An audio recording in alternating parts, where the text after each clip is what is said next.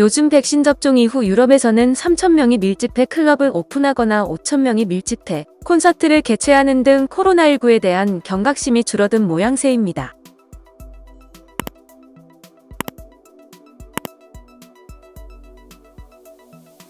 지난 4월 30일 영국에서는 코로나19 대유행 이후 처음으로 마스크와 거리두기 없이 자유롭게 즐길 수 있는 클럽이 문을 열었습니다. 영국 서부의 항구 도시 리버풀의 브랩리무어 창고 클럽에서는 약 3,000명의 청년들이 모여 축제를 즐겼습니다. 이어 5월 1일 밤에도 3,000여 명이 모여 이틀 동안 총 6,000여 명에 육박하는 사람들이 방역 규제 없이 자유롭게 춤을 추며 밤을 보냈습니다. 이날 행사에는 사전에 코로나19 검사를 받고 결과가 음성으로 나온 사람만 입장할 수 있었습니다. 영국 보건당국 측은 닷새 동안 모든 참석자의 감염 여부 및 동선을 추적하고 공기의 흐름 등을 분석해 실내 밀집 행사가 바이러스 전파에 영향을 미치는지를 파악할 계획입니다. 영국 현지 방송 등은 영국 정부가 방역 규제를 낮추기 위해 시범적으로 클럽을 여는 행사를 개최했다고 전했습니다. 해당 행사는 18세 이상 성인 인구의 65%, 50세 이상 인구의 95%가 코로나19 백신 1차 접종을 마친 상황에서 대규모 행사를 열 방법을 찾기 위한 시범 방안이었습니다. 영국의 코로나19 누적 확진자 수는 4,441만 6,623명이고 누적 사망자 수는 12만 7,517명입니다. 그러나 영국은 빠른 백신 접종 덕분에 피해가 크게 줄었다는 평을 받고 있습니다.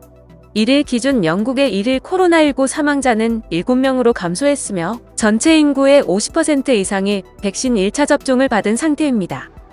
또 스페인 바르셀로나에서 지난달 27일 백신 접종을 받지 않은 5,000여 명이 참여한 실험 콘서트가 열렸습니다. 이번 실험 콘서트 설계에 참여한 감염병 전문의는 이날 기자회견을 열어 콘서트 2주 후 관객의 유전자 등폭 검사 결과를 종합해 이같이 밝혔습니다. 주최 측은 총 5,000명의 관객 중 6명이 코로나19에 걸렸고 이 중 4명은 콘서트장이 아닌 다른 곳에서 코로나19에 감염된 정황이 확실하다고 설명했습니다. 나머지 2명은 콘서트장 안에서 코로나19에 걸렸을 가능성을 완전히 배제할 수는 없지만 그렇지 않을 가능성이 매우 높다고 판단했습니다. 그러면서 환기를 최적화하고 항원 검사 수행과 마스크 착용을 병행하면 안전한 공간을 확보할 수 있다고 강조했습니다. 한편 이런 실험을 위해 콘서트나 클럽 개방이 아닌 확진자가 0명을 기록한 뉴질랜드에서는 5만 명이 넘는 관객이 참석한 대형 콘서트가 열렸습니다. 코로나19 대유행이 시작된 이래 열린 최대 규모의 콘서트 현장에는 마스크를 쓴 사람도 사회적 거리두기도 없었습니다. 관객들은 뉴질랜드인이라 행복하다며 환호했습니다.